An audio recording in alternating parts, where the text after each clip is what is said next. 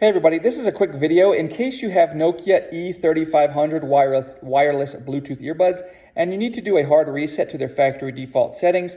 You might want to do this for two reasons. Number one would be for troubleshooting if they are not connecting to Bluetooth or not syncing with your device, or if they keep disconnecting, or if you're only getting sound out of the left ear or the right ear. A hard reset will fix a lot of these issues. Another reason is if you just want to use them on a new device and you just want them to forget all the other devices, this is a good way to just clear everything out so you can get a fresh start. Once you do this, you will need to set them up again because they will be like brand new earbuds. So if we want to do this, all we need to do is put them in the case as shown here in the charging case so that they're charging. And then we're going to come in and touch the back of the multifunction button on the back of each earbud, press and hold. Now, if you press and hold for 6 seconds, it will just restart the earbuds.